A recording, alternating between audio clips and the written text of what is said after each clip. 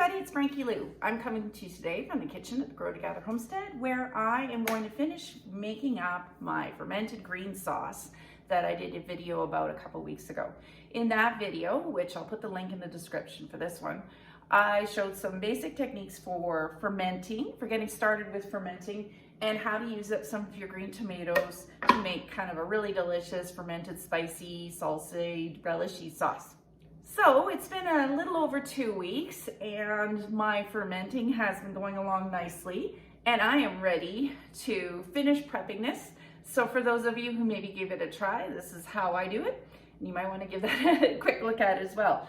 Now, how do I know that it's ready? Well, number one, I take a nice clean spoon and I give a little taste. Oh, that's really good. And it tastes very, very tangy. There's just a little bit of the saltiness left because this was fermented in a saltwater brine. And that salt now has caused the bacteria to grow, and it has changed a lot of the sugars in this, these wonderful vegetables into a nice sort of tangy fermented pickle, okay? But what I'm gonna do now is I'm gonna create a sauce with it. So that's one of the ways that I know it's ready, is by taste. Another way that I know that it's ready is because of a color change. I will put, this is what it looks like now. It's all sort of a nice dull green color. This is what the ferment looked like when I originally started it.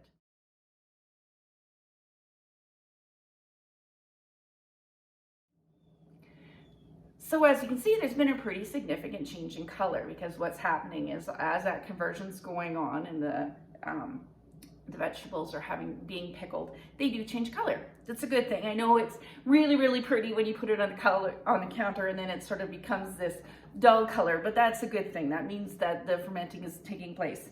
Another thing that's happened is this is no longer bubbling away. I had to keep these jars on some clean tea towels that had to be changed because they were bubbling like crazy, okay, when they were in the midst of true fermenting. Now they're not really bubbling anymore, so most of that reaction that's taken place, this is ready to go. So it's pretty simple what I'm gonna do here. I'm gonna pour off some of that fermenting liquid to start, just to add what I need, because I'm gonna be putting the veggies here. I'm gonna take out my weight and I'm gonna put all the veggies into this Ninja here, where I'm gonna whiz it up. Okay, they're jammed in there really good, and if you watch that first video, you'll see that they did get jammed in here. This particular ferment was green tomatoes, tomatillos, limes, jalapenos, garlic, and lots of delicious spices. So you can tell by the sound of it that we're looking for something that's almost a salsa here. It is quite spicy. I like things quite hot and spicy, and so this is. But I use it almost like a ketchup. Okay, I'm gonna whiz this up super, super fine so that I can pour it onto things. Add a nice tangy flavor to stuff. And it's chock full of really good bacteria, okay? The kind that you find in sauerkraut and yogurt, all those probiotics that are so good for your digestion and for your immunity, they're in here, okay? So I'm gonna just whiz this up to start, give it a little pulse to get it going. And then, now, like I said, I like mine nice and fine. You could have chosen to leave this a little chunkier if you wanted to, but I do like this almost like a sauce, okay? And I want all the flavors all incorporated well together. Oh, it still has that nice peppery. I'm gonna add a little bit more of the liquid here. Okay. And have her go again. Okay, I'll show you. Yeah, that's perfect for me, okay?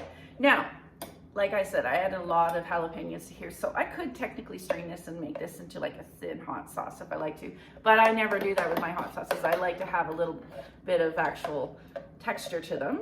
So there we go. That's exactly the way I like it. You do it the way you like it, okay? And now I got two options here as to what I can do. First off, I'm gonna keep all this wonderful fermenting liquid in the fridge, okay? I'm gonna have some more videos coming up soon about different things that you can use for pickling liquid for, because don't throw this stuff out. It's actually very valuable and good for you. And I'll do a whole other video on uses for fermenting and other pickling liquids. But you might want to keep that in the fridge for a future pickle, or even like if you're having a sore tummy, having a little sip of this could give you a good help out. Or if you are taking probiotic supplements, having a sip of this is similar to taking a probiotic supplement, and it's tasty and yummy, so it's good at sauces, like add it to salad dressings. Okay, so don't throw that out. Next, I am going to decide what I'm going to do with it. So I'm going to split this in half with the person who actually gave me a whole bunch of their green tomatoes to create it. So I'm going to put half in a jar in the fridge for myself and takes half to my friend. And we're going to keep those in the fridge, and we'll use them for 6 to 8 months, and they'll be fine that way. The probiotics will remain alive if I keep in the fridge. Now, if I wanted to though, and I wanted to make this so it would be shelf stable and last longer. It's quite acidic because remember I said that bacteria converted all those sugars into acidy, vinegary sort of flavor. So this is actually quite acidic. It would be safe to water bath this in little mason jars and to keep it shelf stable for a year with your other canning projects. But if you do that, two things to keep in mind. It will change the flavor slightly, okay? Not significantly, but it will change the flavor, and it's gonna kill all that bacteria. So if you're doing the fermenting for just a yummy sauce that you wanna keep on the shelf, go ahead and water bath it.